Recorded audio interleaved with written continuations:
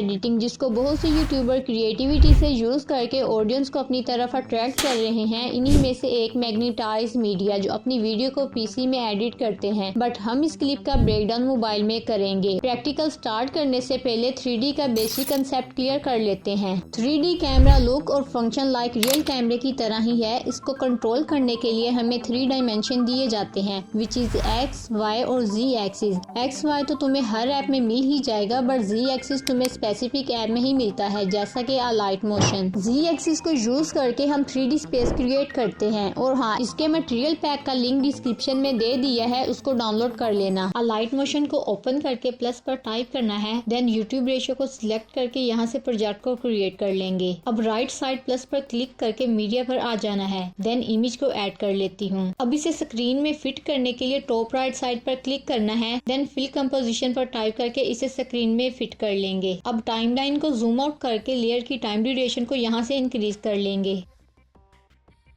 After this media से background remove वाली PNG को ऐड कर लेती हूँ। अब मूव एंड ट्रांसफॉर्म पर क्लिक करके ZY एक्सिस से पोजीशन को एडजस्ट कर लेंगे। अब इस PNG पर डेप्थ क्रिएट करने के लिए Z एक्सिस पर क्लिक करके इस तरह से ड्रैग कर लेंगे। देन बैक करके लेयर को सिलेक्ट करना है। अब यहाँ पर क्लिक करके इस लेयर के टाइम ड्यूरेशन को इसके इक्वल कर लेंगे। ओके, अब प्ले हेड को स्टार्ट में करके ऑब्जेक्ट एंड एलिमेंट पर टाइप करना है, देन यहाँ से कैमरे को ऐड कर लेती हूँ। अब कैमरे के व्यू को ऑन करने के लिए टॉप राइट साइड यहाँ पर क्लिक करना है, देन इस आइकन पर क्लिक करके व्यू को ऑन कर लेंगे। अब वापस यहाँ से ऑप्शन को क्लोज कर देना है। अब नल को ऐड कर लेते हैं, तो इसके लिए वापस ऑब्जेक्ट एंड एलिमेंट पर आकर यहाँ से नल को ऐड कर लेंगे। अब यहाँ से इसकी टाइमलाइन को फिक्स कर लेती हूँ। अब कैमरे की लेयर को सिलेक्ट करके टॉप इस आइकन पर क्लिक कर लेती हूँ। आफ्टर दिस इसे नल पर सेट कर लेंगे, जिससे सारा कंट्रोल अब नल के पास चला जाएगा। ओके, अब मूव एंड ट्रांसफॉर्म पर आकर स्टार्ट में एक की फ्रेम को ऐड कर लेती हूँ। देन प्ले हेड को 4 सेकंड पर कर Z एक्सिस से इसे ड्रैग करके जूम कर लेंगे।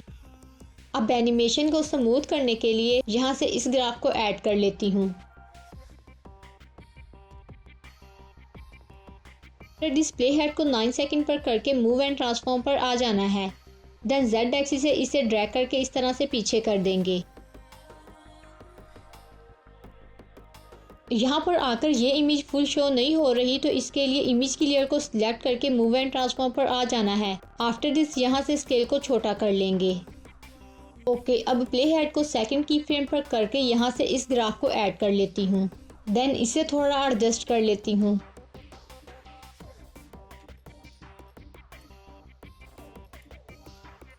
अब इस इमेज पर ब्लैक बॉर्डर शो करने के लिए यहाँ पर क्लिक करके रेक्टेंगल को ऐड कर लेंगे। देन मूव एंड ट्रांसफॉर्म पर आकर इसकी पोजीशन को चेंज कर लेती हूँ। आफ्टर दिस इसकी टाइमलाइन को जल्दी से फिक्स कर लेती हूँ। टॉप साइड पर क्लिक करके यहाँ से फिल कंपोजिशन को सिलेक्ट कर लेती हूँ, जिससे ब्लैंक एरिया फिल हो जाएगा। एडिट शेप पर आकर इसे इस तरह से बड़ा कर लेंगे। अब बैक करके Z एक्सिस पर आ जाना है, देन यहाँ से ड्रैग करके इसे पीछे की तरफ सेट कर लेंगे। अब दोबारा से इसे थोड़ा एडिट कर लेती हूँ। आफ्टर दिस बैक करके कलर एंड फिल पर आ जाना है, देन यहाँ से ब्लैक कलर को सिलेक्ट कर लेती हूँ। नाउ प्ले करके देखते हैं।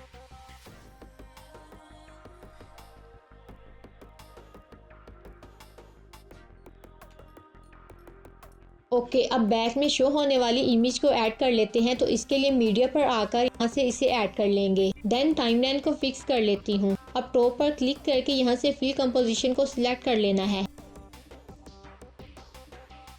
अब मूव एंड ट्रांसफॉर्म में आकर यहाँ से इसके स्केल को बढ़ा लेंगे। अब यहाँ पर क्लिक करके Z एक्सिस से इसे ड्रैग कर लेती हूँ, ताकि पीछे की तरफ चला जाए। अब प्ले हेड को 9 सेकंड पर करके स्केल को इतना बढ़ा लेती हूँ कि ये जो ब्लैंक एरिया है ये फिल हो जाए, इस तरह से। ओके, अब प्ले करके देखते हैं।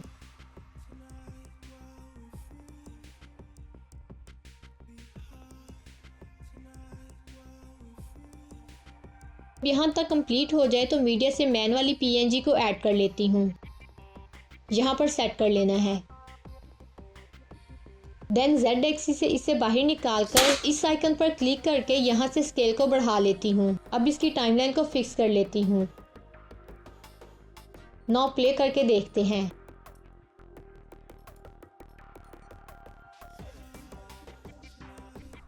अब मीडिया से एक और कैरेक्टर को ऐड कर लेती हूँ। आफ्टर दिस इसकी टाइमलाइन को फिक्स कर लेना है। अब मूव एंड ट्रांसफॉर्म में आकर यहाँ इस साइड पर रख लेंगे। ये इमेज थोड़ी कर्व्ड है तो इसके लिए हम मूव एंड ट्रांसफॉर्म में आकर यहाँ से इसे रोटेट करके सेट कर लेंगे। अब यहाँ पर क्लिक करके Z एक्सिस से इसे ड्रैग करके पीछे कर लेंगे। अब इसके साइज को यहाँ से छोटा कर लेती हूँ। ओके, अब ये इमेज इस इमेज के बाद शो होनी चाहिए तो इसके लिए इसे हम इक्वल करके Z एक्सिस से ड्रैग करके पीछे सेट कर लेंगे। अब इसे यहाँ पर सेट कर लेती हूँ।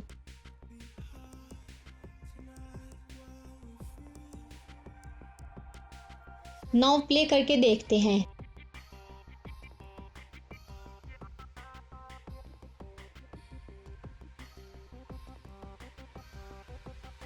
अब एक और PNG को जल्दी से ऐड कर लेती हूँ। देन Z एक्सिस से इसे पीछे करके यहाँ पर रख लेना है। अब यहाँ पर क्लिक करके स्केल को बढ़ा लेंगे। अब इसे यहाँ पर रख लेती हूँ। आफ्टर दिस यहाँ से इसकी टाइमलाइन को फिक्स कर लेना है। ओके, अब बारी है एक और PNG को ऐड करने की तो मैं यहाँ से जल्दी से ऐड कर लेती हूँ। अब इसमें भी 3D स्पेस क्रिएट करने के लिए Z एक्सिस पर आकर इसे यहाँ पर सेट कर लेंगे।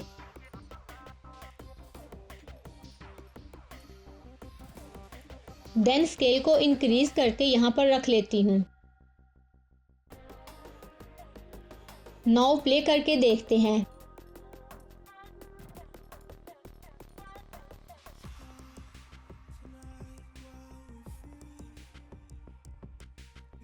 ओके, जब इतना हो जाए तो मीडिया से एक और PNG को ऐड कर लेती हूँ।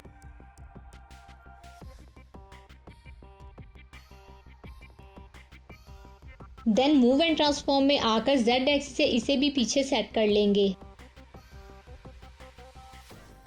अब डन करके यहाँ से इसके साइज को इंक्रीज कर लेती हूँ। आई मीन यहाँ से स्केल को बढ़ा लेती हूँ। अब वो पोजीशन को चेंज करके यहाँ पर सेट कर लेना है।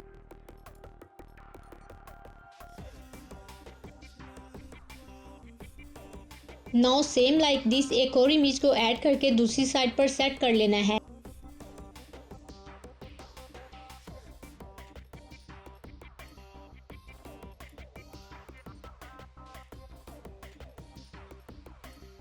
Okay, done. अब यहाँ तक हमारा एक सीन रेडी हो चुका है। अब वीडियो को यहाँ से एक्सपोर्ट कर लेती हूँ।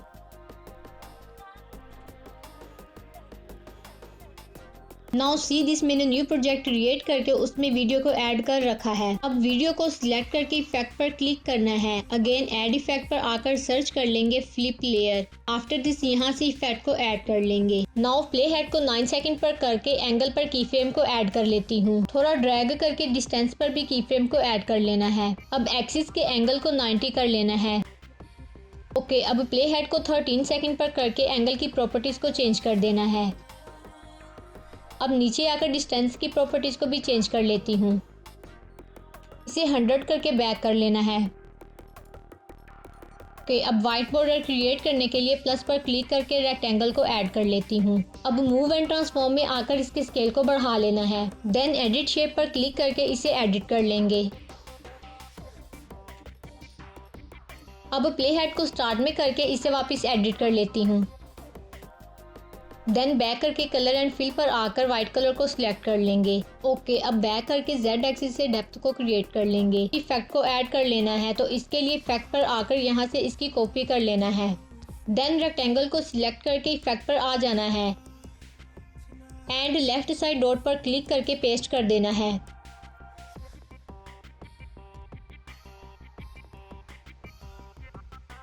ओके, वापस एडिट शेप पर क्लिक करके XY एक्सिस से सेट कर लेती हूँ। अब बैक करके इसकी पोजीशन को चेंज कर लेंगे। Now see this.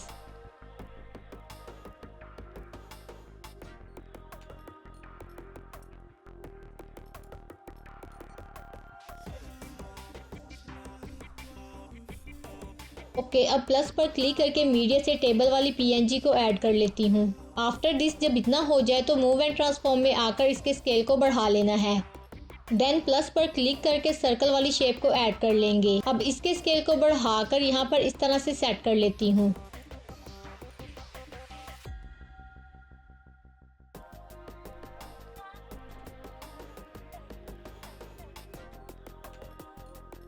After this layer को सिलेक्ट करके यहाँ टॉप साइड आइकन से मास्क को क्रिएट कर लेना है। अब ऐड इफेक्ट पर आकर सर्च कर लेंगे बॉक्स ब्लर। अब स्टैंडर्ड सेटिंग पर क्लिक करके इसे ऐड कर लेती हूँ। फिर इस स्ट्रेंथ को इंक्रीज करके बैक कर लेती हूँ। नाउ इस लेयर को सिलेक्ट करके मूव एंड ट्रांसफॉर्म में आ जाना है एंड जेड एक्सिस से इसे आगे कर लेंगे। अब पोजीशन में आकर यहाँ से नीचे करके बैक कर लेती हूँ। अब इफेक्ट में आकर यहाँ से इफेक्ट को कॉपी कर लेना है। नाउ टेबल वाली इमेज पर आकर यहाँ पर इसे पेस्ट कर देंगे।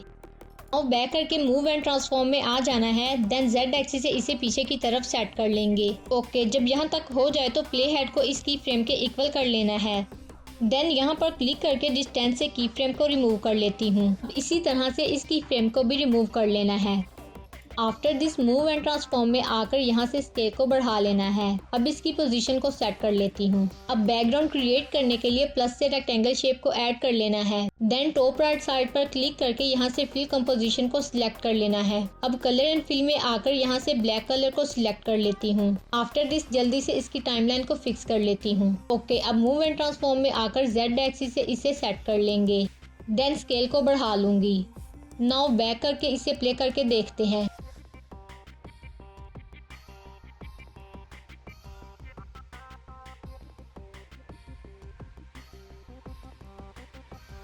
ओके, अब एनिमेशन को स्मूथ करने के लिए की फ्रेम्स पर ग्राफ को ऐड कर लेते हैं। तो इसके लिए फर्स्ट लेयर को सिलेक्ट करके इफेक्ट पर आ जाना है। देन ग्राफ पर क्लिक करके सेकंड वाले ग्राफ को ऐड कर लूंगी। आफ्टर दिस इसे थोड़ा इस तरह से एडिट कर लेती हूँ। Now see this. अब इस कर्व को यहाँ से कॉपी करके बैक कर लेना है। देन इस लेयर को सिलेक्ट करके 3 डॉट्स पर आकर पेस्ट कर देंगे।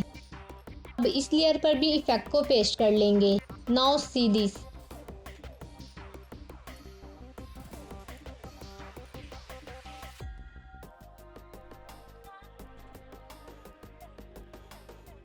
ओके, पेस्ट करने से ये लाइन सेट नहीं हुई तो इसके लिए दोबारा से इसे एडिट कर लेंगे। ओके, अब देखते हैं। परफेक्ट। ओके, नाउ इन सब लेयर्स को यहाँ से सिलेक्ट करके ऊपर से ग्रुप कर देना है।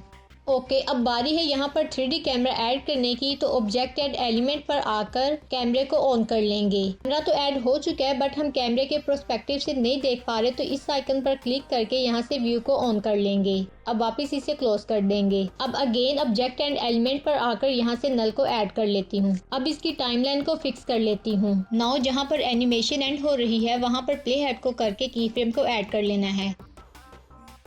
आफ्टर दिस प्ले हेड को 13 सेकंड पर करके वाई एक्सिस से इसे ऊपर कर लेती हूँ।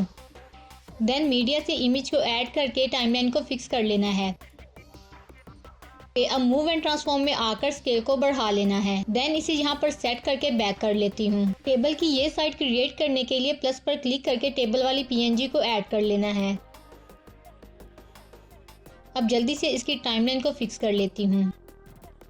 अब टॉप पर क्लिक करके इसे यहाँ से कंपोजिशन में फिक्स कर लेना है। आफ्टर दिस प्लस पर क्लिक करके रेक्टेंगल को ऐड कर लेना है। मूव एंड ट्रांसफॉर्म में आकर इसे यहाँ पर रख लेती हूँ। एडिट शेप पर क्लिक करके एक्स की प्रॉपर्टीज को बढ़ा लेंगे। देन वाई को 42 करके बैक कर लेती हूँ। आफ्टर दिस टाइमलाइन को फिक्स कर लेना है।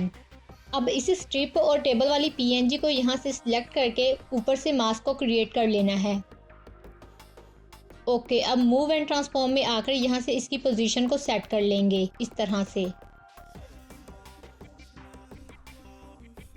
देन बैक करके इफेक्ट पर आ जाना है। अगेन ऐड इफेक्ट पर क्लिक करके फ्लिप लेयर वाले इफेक्ट को ऐड कर लेती हूँ। अब एक्सिस को 90 करके एंगल को 14.6 कर देंगे। ओके, प्ले करके देखते हैं।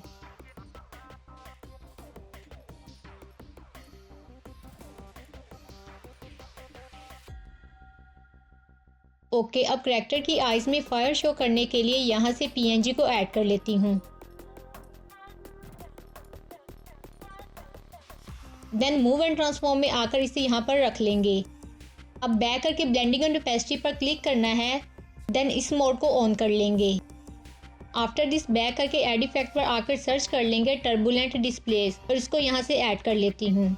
अब जहाँ से एनिमेशन चेंज हो रही है वहाँ पर प्ले हेड को करके इफेक्ट को ओपन कर लेना है। देन यहाँ से की फ्रेम को ऐड कर लेती हूँ। अब प्ले हेड को थोड़ा आगे करके इसकी प्रॉपर्टीज को चेंज कर देंगे। ओके, अब यहाँ पर क्लिक करके लेयर को डुप्लीकेट कर लेती हूँ। देन मूव एंड ट्रांसफॉर्म में आकर पोजीशन को चेंज करके सेकंड आइज के मिड में सेट कर देंगे। ओके, जब यहाँ तक हो जाए तो ये मोड इतना अच्छा नहीं लग रहा, तो वापस ब्लेंडिंग एंड ओपेसिटी में आकर इस मोड को सिलेक्ट कर लेती हूँ। Now you can see this, मैंने यहाँ पर फायर ओवरले वाली वीडियो को ऐड कर रखा है। अब मूव एंड ट्रांसफॉर्म में आकर पोजीशन से इसे इस इमेज के ऊपर सेट कर लेती हूँ। देन बैक करके ब्लेंडिंग एंड ओपेसिटी पर आ जाना है। अब इनमें से सारे मोड को सिलेक्ट करके देख लेना है, जो बिल्कुल परफेक्ट सेट हो उसे ऐड कर लेंगे। नाउ प्ले करके देखते हैं।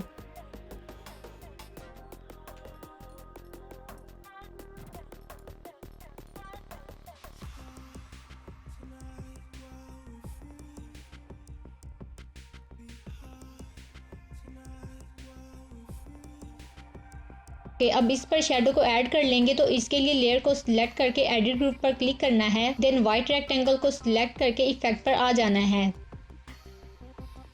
आफ्टर दिस लॉन्ग शेडो को सर्च करके ऐड कर लेती हूँ। अब इस आइकन से इफेक्ट की प्रॉपर्टीज को ऑन करके चेंज कर लेंगे। अब एंगल को चेंज करके अल्फा को बढ़ा लेती हूँ।